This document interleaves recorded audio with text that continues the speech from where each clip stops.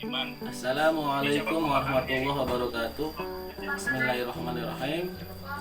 Nama saya Ayat Rahman, NIM 190221035. Firman ini saya ingin membawakan materi mata kuliah pemberdayaan masyarakat desa dan kota dari Prodi Ilmu Pemerintahan kelas B1 atau Qatar. Baik, mulai saja. Pembangunan merupakan segala upaya yang terus-menerus ditujukan untuk memperbaiki kehidupan masyarakat dan bangsa yang belum baik, atau memperbaiki kehidupan yang sudah baik menjadi lebih baik lagi. Karena itu, ia menjadi sangat sulit untuk mendefinisikan pembangunan. Dalam suatu rumusan yang dapat digunakan untuk memenuhi kebutuhan-kebutuhan, harapan-harapan, atau fungsi yang sangat beragam yang melekat pada istilah pembangunan itu. Sebab pembangunan mencakup banyak makna, baik fisik maupun non-fisik, baik proses maupun tujuannya, baik duniawi maupun rohaniawi. Pada istilah pembangunan melekat pula pengertian-pengertian ekonomi, politik, maupun sosial dan budaya. Mengenai definisi tentang istilah pembangunan itu sendiri, Riyadi tahun 1981 mengungkapkan adanya beragam rumusan yang dikemukakan oleh banyak pihak. Namun, kesemuanya itu mengarah kepada suatu kesepakatan bahwa pembangunan adalah suatu usaha atau proses perubahan demi tercapainya tingkat kesejahteraan atau mutu hidup suatu masyarakat serta individu-individu di dalamnya yang berkehendak dan melaksanakan pembangunan itu. Yang dimaksud dengan kesejahteraan di sini bukanlah sekedar terpenuhinya kebutuhan pokok yang terdiri dari pangan, sandang, dan perumahan atau pemukiman. Goulet atau Daro 1981 mengemukakan sedikitnya 3 nilai yang terkandung di dalamnya, yaitu yang pertama, tercapainya swasembada, dalam arti kemampuan masyarakat yang bersangkutan untuk memenuhi dan mencukupi kebutuhan-kebutuhan dasar yang mencakup pangan, sandang, perumahan atau pemukiman, kesehatan, pendidikan dasar, keamanan, rekreasi, dan lain-lain.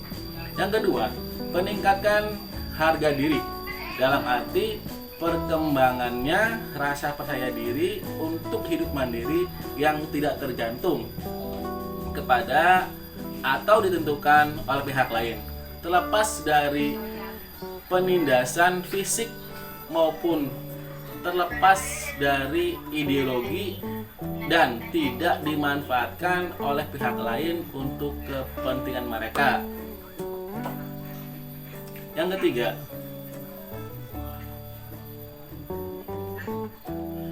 diperolehnya suasana kebebasan, dalam arti adanya kesempatan dan kemampuan untuk mengembangkan dan untuk memilih alternatif-alternatif yang dapat dan boleh dilakukan untuk mewujudkan perbaikan mutu hidup atau kesejahteraan yang terus-menerus bagi setiap individu. Sebagai warga masyarakat yang sedang membangun itu tanpa adanya rasa takut dan tekanan dari pihak-pihak lain. Penerapan teknologi dalam pembangunan. Pengertian teknologi di sini adalah kebijakan dan peraturan-peraturan yang dikeluarkan baik oleh pemerintah pusat sampai dengan petunjuk teknis dan petunjuk pelaksanaan yang dikeluarkan instansi yang terendah yang harus dan atau perlu disampaikan kepada masyarakat, baik untuk umum atau hanya untuk kalangan yang terbatas sesuai dengan isi dan saran kebijakan peraturan tersebut. Setiap pembangunan senantiasa memanfaatkan teknologi terpilih demi tercapainya tujuan-tujuan pembangunan, terus-menerus memperbaiki mutu hidup masyarakat dan individu-individu yang menjadi anggotanya.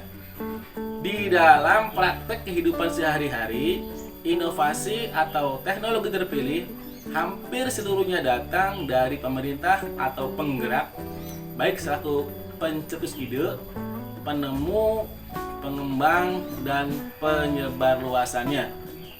Sedang pengguna atau yang memanfaatkan teknologi terpilih tersebut adalah masyarakat luas yang pada umumnya seringkali belum siap dalam arti sikap, pengetahuan, dan keterampilan untuk menerapkannya. Dengan memahami hubungan keterkaitan pihak-pihak yang terlibat dalam proses pemanfaatan teknologi, maka kebelumsiapan masyarakat pengguna teknologi dapat terjadi karena yang pertama, teknologi yang ditawarkan belum sesuai dengan kebutuhan dan masih jauh dari kemampuan, pengetahuan, keterampilan, dana dan peralatan yang dimiliki masyarakat. Yang kedua, penyuluh masih belum bisa memenuhi kualifikasi yang diharapkan dan atau belum melaksanakan kegiatan penyuluhannya secara intensif untuk mengisi kesenjangan antara teknologi yang ditawarkan dan kemampuan masyarakat penggunanya. Yang ketiga, ketidakmampuan tokoh-tokoh masyarakat sebagai pelopor dan penggerak masyarakatnya untuk secepatnya mengadopsi teknologi yang sudah terpilih tersebut. Berkaitan dengan hal itu, Prabowo 1978 menekankan pentingnya keeratan hubungan dan kecepatan arus informasi dari setiap subsistem dalam sistem pemanfaatan teknologi, sehingga setiap hambatan atau kendala yang dihadapi oleh masing-masing pihak dapat diselesaikan sebaik-baiknya dalam waktu yang relatif cepat. Di dalam kegiatan pembangunan, masalah atau kesenjangan dan kendala tidak hanya muncul pada kegiatan penerapan teknologi, tetapi seringkali juga muncul pada pelaksanaan kebijakan-kebijakan, pembinaan, dan pengembangan kelembagaan di setiap kelompok masyarakat yang sedang membangun itu sendiri. Misalnya bencana alam, ancaman global, dan lain-lain. Masalah-masalah itu, hambatan dan kendala itu di dalam praktek tidak selalu dapat diselesaikan atau dicarikan pemecahannya oleh kelompok yang bersangkutan, tetapi terkadang perlu dimintakan pemecahannya kepada kelompok pelaku yang lain.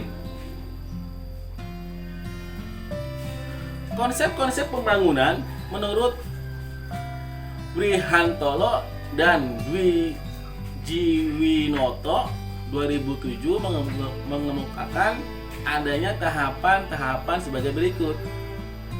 Yang pertama, konsep pembangunan itu strategi pertumbuhan, kebutuhan dasar, pertumbuhan dan distribusi, pembangunan berkelanjutan, teknologi tepat guna, dan pemberdayaan. Pelaku-pelaku pembangunan, Rahim, Sharm, dan Lerner 1976 mengungkapkan bahwa di dalam setiap proses pembangunan pada dasarnya terdapat dua kelompok atau subsistem pelaku-pelaku pembangunan yang terdiri atas yang pertama, sekelompok kecil warga masyarakat yang merumuskan perencanaan dan berkewajiban untuk mengorganisasi dan menggerakkan warga masyarakat yang lain untuk berpartisipasi dalam pembangunan.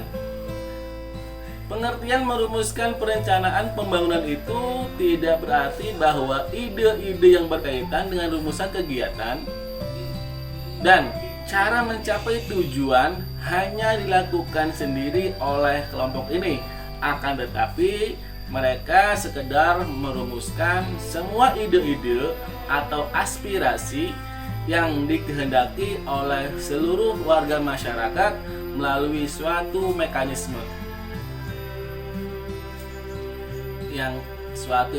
yang telah disepakati.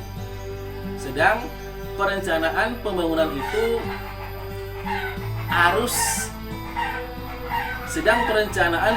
di arus yang paling bawah disalurkan melalui pertemuan kelompok atau musyawarah pada lembaga yang terbawah secara formal maupun informal. Yang kedua, masyarakat luas yang berpartisipasi dalam proses pembangunan, baik dalam bentuk pemberian input atau ide, biaya, tenaga, dan lain-lain, pelaksanaan kegiatan, pemantauan dan pengawasan, serta pemanfaatan hasil-hasil pembangunan. Dalam kenyataan, pelaksana utama kegiatan pembangunan justru terdiri dari kelompok ini.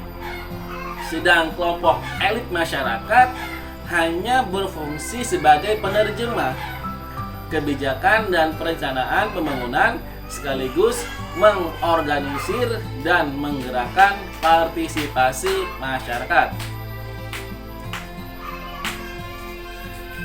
Yang dimaksud dengan subsistem pemerintah dan penggerak adalah semua aparat pemerintah, penyuluh atau change agent, pekerja sosial, tokoh-tokoh masyarakat, baik formal maupun informal, aktivitas LSM atau LPSM yang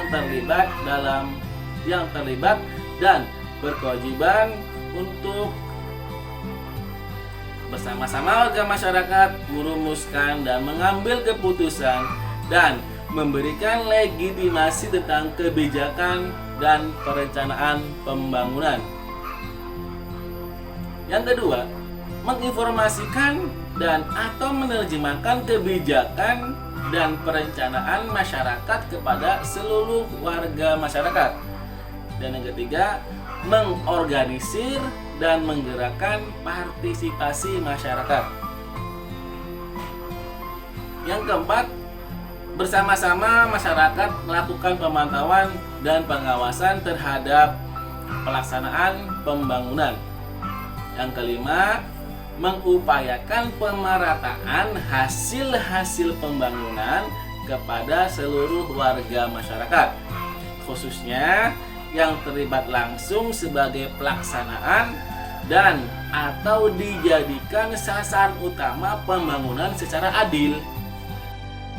Sedang yang dimaksud dengan subsistem masyarakat atau pengikut adalah sebagian besar warga masyarakat yang tidak termasuk dalam subsistem pemerintah atau penggerak di atas, yang berkewajiban untuk yang pertama menyampaikan ide-ide atau gagasan tentang kegiatan pembangunan yang perlu dilaksanakan dan cara mencapai tujuan pembangunan yang diharapkan baik secara langsung maupun melalui perwakilannya yang sah dalam suatu forum yang diselenggarakan untuk keperluan tersebut.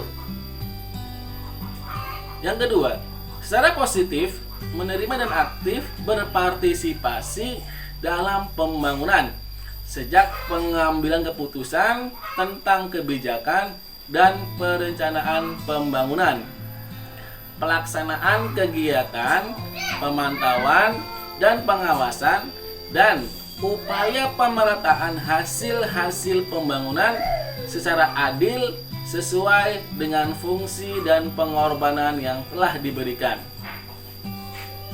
Yang ketiga, memberikan masukan atau umpan balik tentang kegiatan pembangunan yang telah dilaksanakan. Yang keempat, menerima dan memanfaatkan hasil-hasil pembangunan. Sehubungan dengan itu, demi keberhasilan pembangunan, kedua kelompok pelaku-pelaku pembangunan perlu menjalin hubungan psikologis yang akrab sehingga dapat terjalin komunikasi atau berinteraksi secara efektif. Di samping itu, antar pelaku-pelaku pembangunan di dalam setiap kelompoknya masing-masing juga perlu melakukan hal yang sama. Demikian dari saya tentang pembangunan dan pemberdayaan dalam teknologi. Apa yang saya sampaikan semoga bermanfaat. Diakhiri, wallahul muwaffiq ila aqwamit thoriq. Wassalamualaikum warahmatullahi wabarakatuh.